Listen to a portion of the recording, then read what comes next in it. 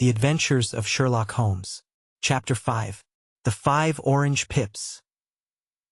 When I glance over my notes and records of the Sherlock Holmes cases between the years 82 and 90, I am faced by so many which present strange and interesting features that it is no easy matter to know which to choose and which to leave. Some, however, have already gained publicity through the papers, and others have not offered a field for those peculiar qualities which my friend possessed in so high a degree, and which it is the object of these papers to illustrate. Some, too, have baffled his analytical skill, and would be, as narratives, beginnings without an ending, while others have been but partially cleared up, and have their explanations founded rather upon conjecture and surmise than on that absolute logical proof which was so dear to him. There is, however, one of these last which was so remarkable in its details and so startling in its results that I am tempted to give some account of it in spite of the fact that there are points in connection with it which never have been, and probably never will be, entirely cleared up. The year 87 furnished us with a long series of cases of greater or less interest, of which I retain the records.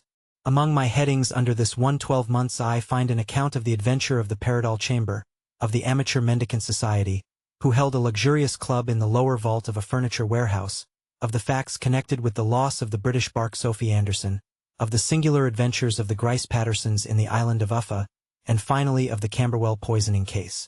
In the latter, as may be remembered, Sherlock Holmes was able, by winding up the dead man's watch, to prove that it had been wound up 2 hours before, and that therefore the deceased had gone to bed within that time, a deduction which was of the greatest importance in clearing up the case. All these I may sketch out at some future date, but none of them present such singular features as the strange train of circumstances which I have now taken up my pen to describe. It was in the latter days of September, and the equinoctial gales had set in with exceptional violence. All day the wind had screamed and the rain had beaten against the windows, so that even here in the heart of great, handmade London we were forced to raise our minds for the instant from the routine of life and to recognize the presence of those great elemental forces which shriek at mankind through the bars of his civilization, like untamed beasts in a cage. As evening drew in, the storm grew higher and louder, and the wind cried and sobbed like a child in the chimney. Sherlock Holmes sat moodily at one side of the fireplace cross-indexing his records of crime, while I at the other was deep in one of Clark Russell's fine sea stories until the howl of the gale from without seemed to blend with the text, and the splash of the rain to lengthen out into the long swash of the sea waves. My wife was on a visit to her mother's, and for a few days I was a dweller once more in my old quarters at Baker Street. "Why," said I, glancing up at my companion, "that was surely the bell. Who could come tonight? Some friend of yours, perhaps?" "Except yourself I have none," he answered. "I do not encourage visitors." "A client, then? If so, it is a serious case. Nothing less would bring a man out on such a day and at such an hour. But I take it that it is more likely to be some crony of the landlady's." Sherlock Holmes was wrong in his conjecture, however, for there came a step in the passage and a tapping at the door. He stretched out his long arm to turn the lamp away from himself and towards the vacant chair upon which a newcomer must sit. "Come in," said he. The man who entered was young, some 22 at the outside, well-groomed and trimly clad, with something of refinement and delicacy in his bearing. The streaming umbrella which he held in his hand, and his long shining waterproof told of the fierce weather through which he had come. He looked about him anxiously in the glare of the lamp, and I could see that his face was pale and his eyes heavy, like those of a man who is weighed down with some great anxiety. "I owe you an apology," he said, raising his golden pince-nez to his eyes. "I trust that I am not intruding. I fear that I have brought some traces of the storm and rain into your snug chamber." "Give me your coat and umbrella," said Holmes. "They may rest here on the hook and will be dry presently. You have come up from the southwest, I see." "Yes, from Horsham. That clay and chalk mixture which I see upon your toe-caps is quite distinctive. I have come for advice. That is easily got. And help. That is not always so easy. I have heard of you, Mr. Holmes. I heard from Major Prendergast how you saved him in the Tankerville Club scandal." "Ah, of course. He was wrongfully accused of cheating at cards. He said that you could solve anything. He said too much. That you are never beaten. I have been beaten 4 times, 3 times by men, and once by a woman. But what is that compared with the number of your successes? It is true that I have been generally successful. Then you may be so with me. I beg that you will draw your chair up to the fire and favor me with some details as to your case. It is no ordinary one. None of those which come to me are. I am the last court of appeal. And yet I question, sir, whether, in all your experience, you have ever listened to a more mysterious and inexplicable chain of events than those which have happened in my own family. You fill me with interest, said Holmes.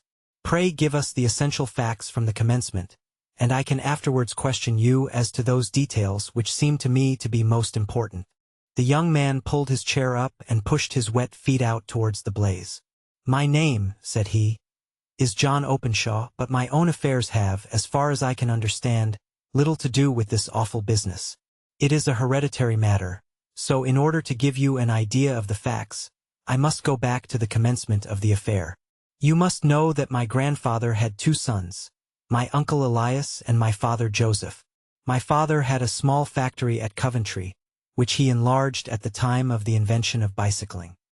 He was a patentee of the Openshaw unbreakable tire, and his business met with such success that he was able to sell it and to retire upon a handsome competence.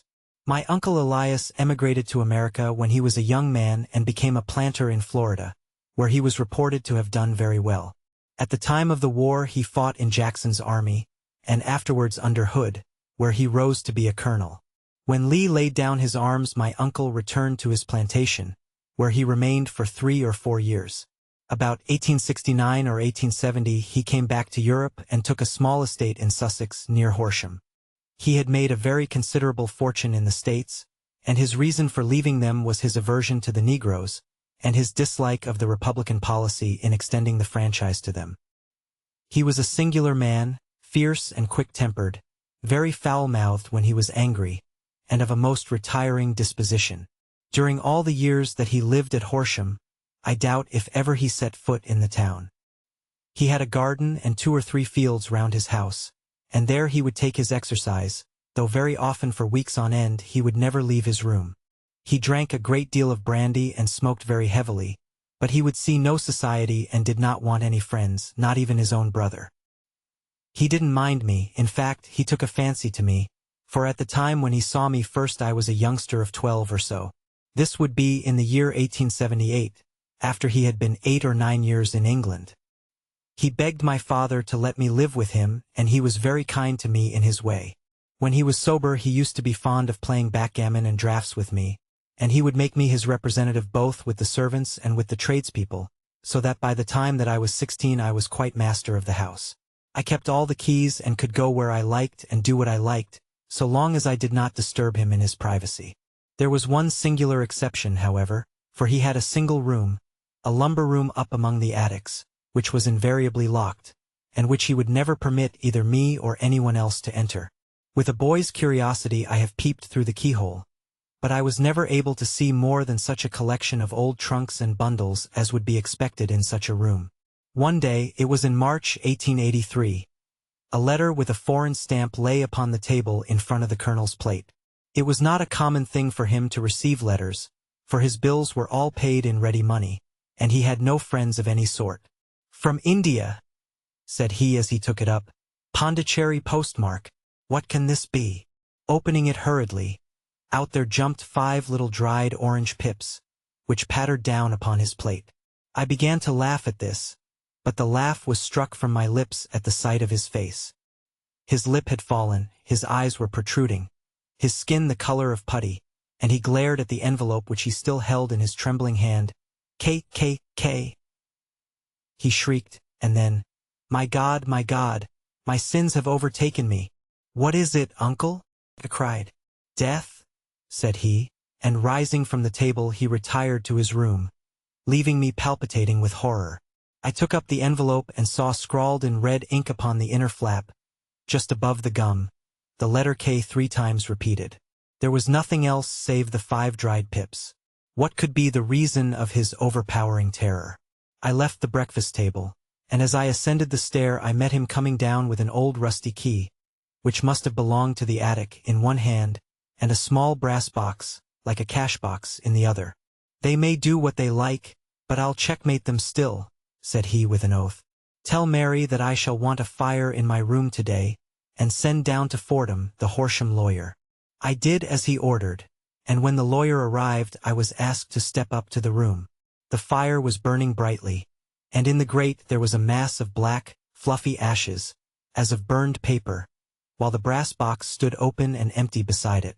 As I glanced at the box I noticed, with a start, that upon the lid was printed the treble K which I had read in the morning upon the envelope. "I wish you, John," said my uncle, "to witness my will. I leave my estate, with all its advantages and all its disadvantages, to my brother, your father, whence it will, no doubt, descend to you. If you can enjoy it in peace, well and good. If you find you cannot, take my advice, my boy, and leave it to your deadliest enemy. I am sorry to give you such a two-edged thing, but I can't say what turn things are going to take. Kindly sign the paper where Mr. Fordham shows you." I signed the paper as directed, and the lawyer took it away with him. The singular incident made, as you may think, the deepest impression upon me, and I pondered over it and turned it every way in my mind without being able to make anything of it. Yet I could not shake off the vague feeling of dread which it left behind, though the sensation grew less keen as the weeks passed and nothing happened to disturb the usual routine of our lives. I could see a change in my uncle, however. He drank more than ever, and he was less inclined for any sort of society. Most of his time he would spend in his room, with the door locked upon the inside, but sometimes he would emerge in a sort of drunken frenzy and would burst out of the house and tear about the garden with a revolver in his hand, screaming out that he was afraid of no man, and that he was not to be cooped up, like a sheep in a pen, by man or devil. When these hot fits were over, however, he would rush tumultuously in at the door and lock and bar it behind him, like a man who can brazen it out no longer against the terror which lies at the roots of his soul. At such times I have seen his face, even on a cold day, glisten with moisture, as though it were new raised from a basin. Well, to come to an end of the matter, Mr. Holmes, and not to abuse your patience, there came a night when he made one of those drunken sallies from which he never came back. We found him, when we went to search for him, face downward in a little green-scummed pool, which lay at the foot of the garden. There was no sign of any violence, and the water was but 2 feet deep, so that the jury, having regard to his known eccentricity, brought in a verdict of suicide. But I, who knew how he winced from the very thought of death, had much ado to persuade myself that he had gone out of his way to meet it. The matter passed, however, and my father entered into possession of the estate, and of some £14,000, which lay to his credit at the bank. "One moment," Holmes interposed. "Your statement is, I foresee, one of the most remarkable to which I have ever listened. Let me have the date of the reception by your uncle of the letter, and the date of his supposed suicide." The letter arrived on March 10, 1883. His death was 7 weeks later, upon the night of May 2nd. "Thank you. Pray proceed." When my father took over the Horsham property, he, at my request, made a careful examination of the attic, which had been always locked up. We found the brass box there, although its contents had been destroyed. On the inside of the cover was a paper label, with the initials of K, K, K, repeated upon it, and letters, memoranda, receipts, and a register written beneath. These, we presume, indicated the nature of the papers which had been destroyed by Colonel Openshaw.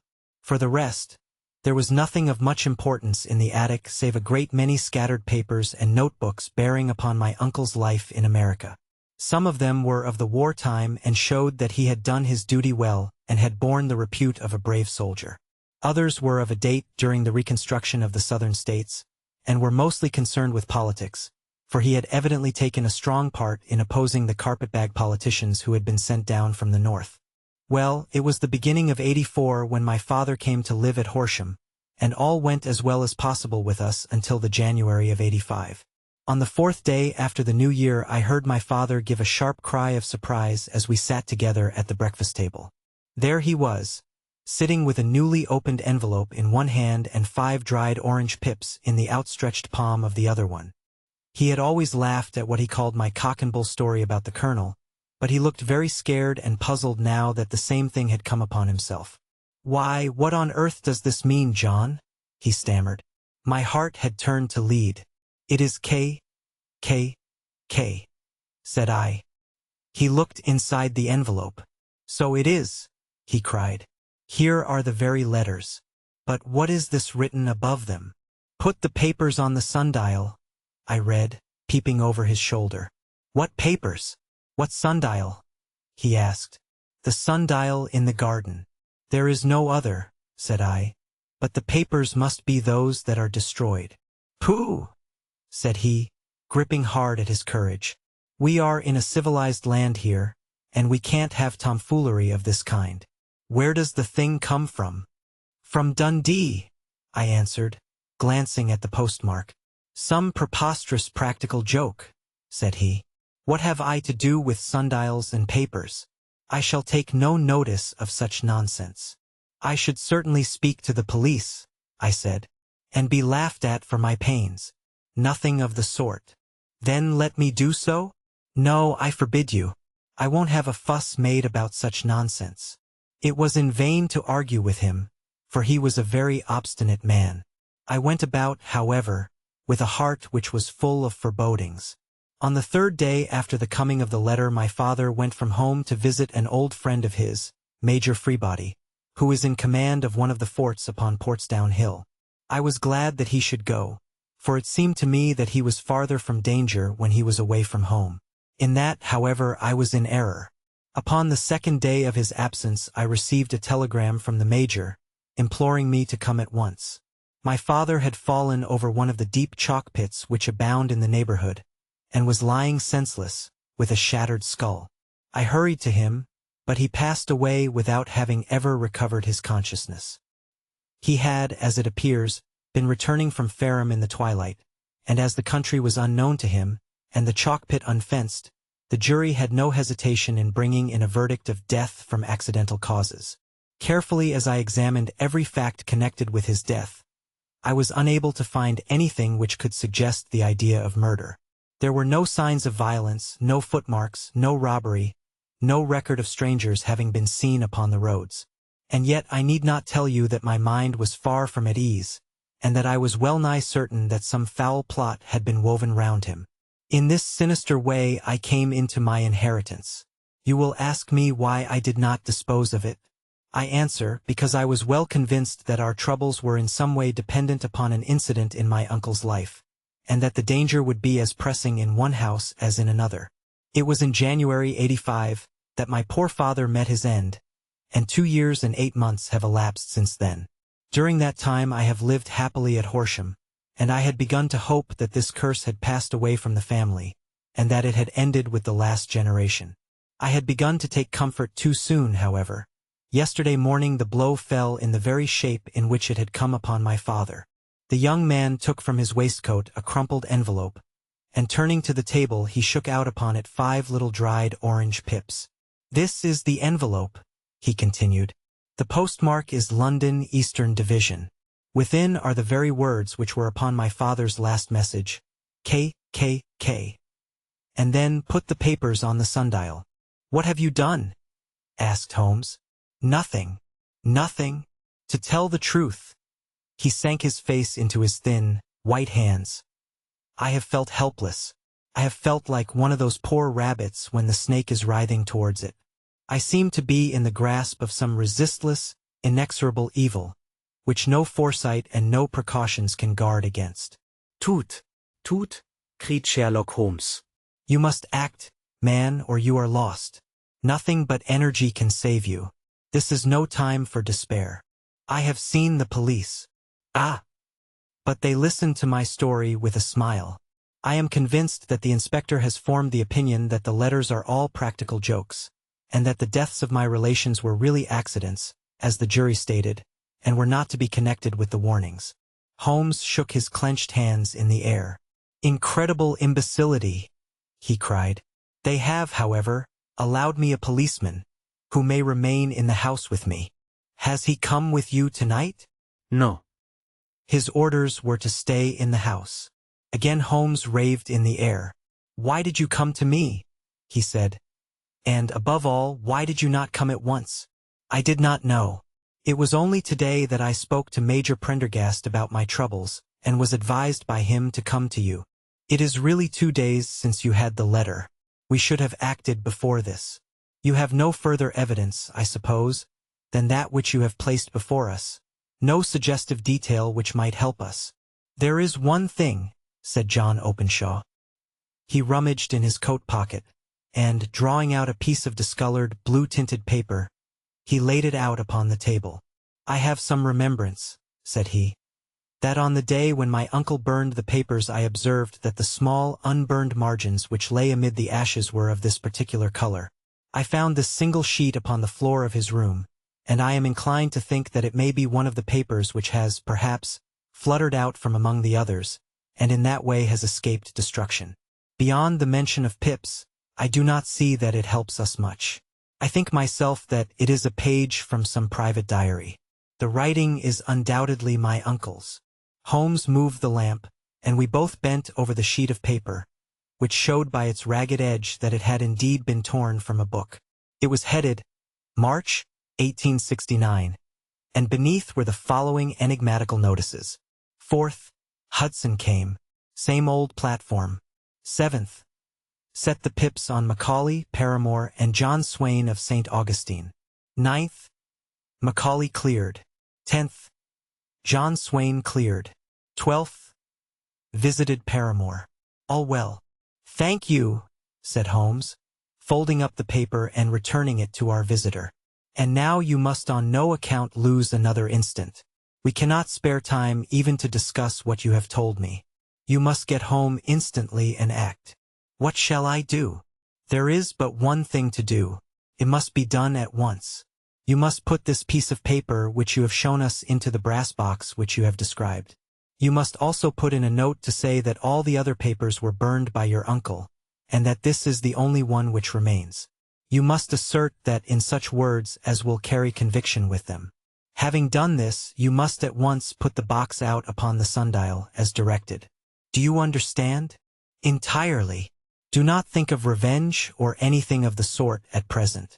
I think that we may gain that by means of the law, but we have our web to weave, while theirs is already woven. The first consideration is to remove the pressing danger which threatens you. The second is to clear up the mystery and to punish the guilty parties. I thank you, said the young man, rising and pulling on his overcoat. You have given me fresh life and hope. I shall certainly do as you advise. Do not lose an instant, and, above all, take care of yourself in the meanwhile, for I do not think that there can be a doubt that you are threatened by a very real and imminent danger. How do you go back? By train from Waterloo. It is not yet 9. The streets will be crowded, so I trust that you may be in safety. And yet you cannot guard yourself too closely. I am armed. That is well. Tomorrow I shall set to work upon your case. I shall see you at Horsham then? No, your secret lies in London. It is there that I shall seek it. Then I shall call upon you in a day, or in 2 days, with news as to the box and the papers. I shall take your advice in every particular. He shook hands with us and took his leave.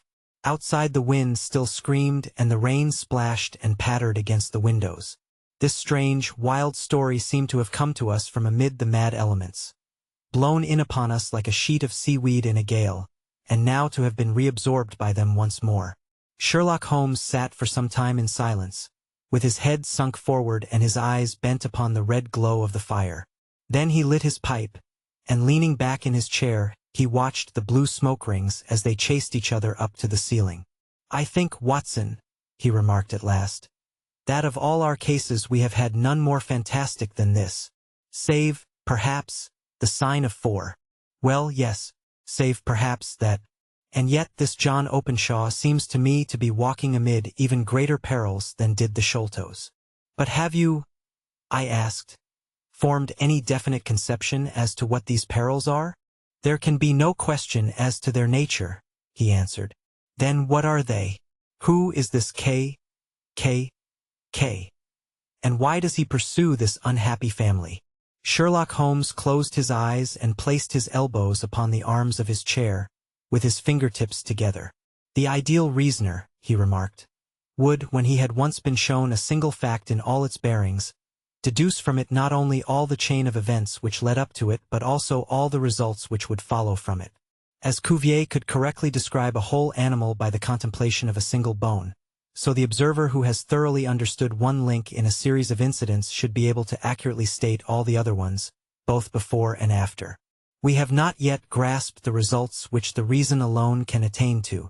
Problems may be solved in the study which have baffled all those who have sought a solution by the aid of their senses. To carry the art, however, to its highest pitch, it is necessary that the reasoner should be able to utilize all the facts which have come to his knowledge, and this in itself implies, as you will readily see, a possession of all knowledge, which, even in these days of free education and encyclopedias, is a somewhat rare accomplishment. It is not so impossible, however, that a man should possess all knowledge which is likely to be useful to him in his work, and this I have endeavored in my case to do. If I remember rightly, you on one occasion, in the early days of our friendship, defined my limits in a very precise fashion. Yes, I answered, laughing. It was a singular document. Philosophy, astronomy, and politics were marked at 0, I remember. Botany variable, geology profound as regards the mudstains from any region within 50 miles of town. Chemistry eccentric, anatomy unsystematic, sensational literature and crime records unique, violin player, boxer, swordsman, lawyer, and self-poisoner by cocaine and tobacco. Those, I think, were the main points of my analysis. Holmes grinned at the last item. Well, he said, I say now, as I said then, that a man should keep his little brain attic stocked with all the furniture that he is likely to use, and the rest he can put away in the lumber room of his library, where he can get it if he wants it. Now, for such a case as the one which has been submitted to us tonight, we need certainly to muster all our resources. Kindly hand me down the letter K of the American Encyclopedia which stands upon the shelf beside you. Thank you. Now let us consider the situation and see what may be deduced from it. In the first place, we may start with a strong presumption that Colonel Openshaw had some very strong reason for leaving America.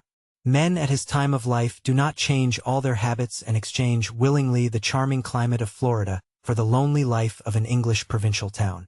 His extreme love of solitude in England suggests the idea that he was in fear of someone or something, so we may assume as a working hypothesis that it was fear of someone or something which drove him from America. As to what it was he feared, we can only deduce that by considering the formidable letters which were received by himself and his successors. Did you remark the postmarks of those letters? The first was from Pondicherry, the second from Dundee, and the third from London. From East London. What do you deduce from that? They are all seaports. That the writer was on board of a ship. Excellent. We have already a clue. There can be no doubt that the strong probability, is that the writer was on board of a ship. And now let us consider another point. In the case of Pondicherry, 7 weeks elapsed between the threat and its fulfillment. In Dundee it was only some 3 or 4 days. Does that suggest anything? A greater distance to travel. But the letter had also a greater distance to come. Then I do not see the point. There is at least a presumption that the vessel in which the man or men are is a sailing ship. It looks as if they always send their singular warning or token before them when starting upon their mission. You see how quickly the deed followed the sign when it came from Dundee.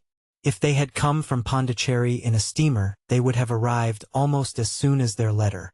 But, as a matter of fact, 7 weeks elapsed. I think that those 7 weeks represented the difference between the mailboat which brought the letter and the sailing vessel which brought the writer. It is possible. More than that, it is probable. And now you see the deadly urgency of this new case, and why I urged young Openshaw to caution. The blow has always fallen at the end of the time which it would take the senders to travel the distance. But this one comes from London, and therefore we cannot count upon delay. Good God! I cried. What can it mean, this relentless persecution? The papers which Openshaw carried are obviously of vital importance to the person or persons in the sailing ship. I think that it is quite clear that there must be more than one of them. A single man could not have carried out 2 deaths in such a way as to deceive a coroner's jury. There must have been several in it, and they must have been men of resource and determination. Their papers they mean to have be the holder of them who it may. In this way you see K ceases to be the initials of an individual and becomes the badge of a society. But of what society? Have you never? Said Sherlock Holmes, bending forward and sinking his voice. Have you never heard of the Ku Klux Klan? I never have. Holmes turned over the leaves of the book upon his knee. Here it is, said he presently. Ku Klux Klan. A name derived from the fanciful resemblance to the sound produced by cocking a rifle. This terrible secret society was formed by some ex-Confederate soldiers in the southern states after the Civil War, and it rapidly formed local branches in different parts of the country, notably in Tennessee, Louisiana, the Carolinas, Georgia, and Florida. Its power was used for political purposes, principally for the terrorizing of the Negro voters and the murdering and driving from the country of those who were opposed to its views. Its outrages were usually preceded by a warning sent to the marked man in some fantastic but generally recognized shape. A sprig of oak leaves in some parts, melon seeds or orange pips in others. On receiving this, the victim might either openly abjure his former ways, or might fly from the country. If he braved the matter out, death would unfailingly come upon him, and usually in some strange and unforeseen manner. So perfect was the organization of the society, and so systematic its methods, that there is hardly a case upon record where any man succeeded in braving it with impunity, or in which any of its outrages were traced home to the perpetrators. For some years the organization flourished in spite of the efforts of the United States government and of the better classes of the community in the South. Eventually, in the year 1869, the movement rather suddenly collapsed, although there have been sporadic outbreaks of the same sort since that date. You will observe, said Holmes, laying down the volume, that the sudden breaking up of the society was coincident with the disappearance of Openshaw from America with their papers. It may well have been cause and effect. It is no wonder that he and his family have some of the more implacable spirits upon their track. You can understand that this register and diary may implicate some of the first men in the South, and that there may be many who will not sleep easy at night until it is recovered. Then the page we have seen is such as we might expect. It ran, if I remember right, sent the pips to A, B, and C. That is, sent the society's warning to them. Then there are successive entries that A and B cleared or left the country, and finally that C was visited with, I fear, a sinister result for C. Well, I think, Doctor, that we may let some light into this dark place, and I believe that the only chance young Openshaw has in the meantime is to do what I have told him. There is nothing more to be said or to be done tonight. So hand me over my violin and let us try to forget for half an hour the miserable weather and the still more miserable ways of our fellow men. It had cleared in the morning, and the sun was shining with a subdued brightness through the dim veil which hangs over the great city. Sherlock Holmes was already at breakfast when I came down. You will excuse me for not waiting for you, said he.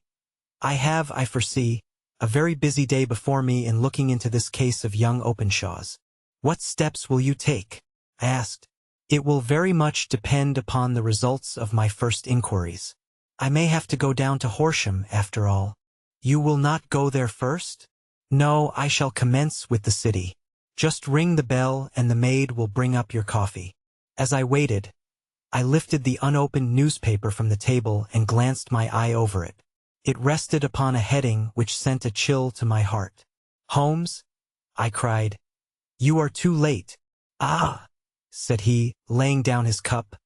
I feared as much. How was it done? He spoke calmly, but I could see that he was deeply moved. My eye caught the name of Openshaw, and the heading Tragedy near Waterloo Bridge. Here is the account. Between 9 and 10 last night, Police Constable Cook, of the H Division, on duty near Waterloo Bridge, heard a cry for help and a splash in the water. The night, however, was extremely dark and stormy, so that, in spite of the help of several passers-by, it was quite impossible to effect a rescue. The alarm, however, was given, and, by the aid of the water police, the body was eventually recovered. It proved to be that of a young gentleman whose name, as it appears from an envelope which was found in his pocket, was John Openshaw, and whose residence is near Horsham.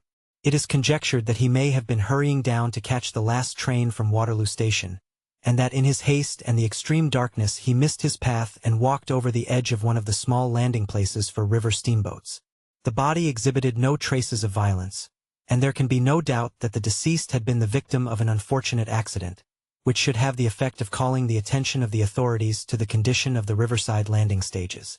We sat in silence for some minutes, Holmes more depressed and shaken than I had ever seen him. "That hurts my pride, Watson," he said at last. "It is a petty feeling, no doubt, but it hurts my pride.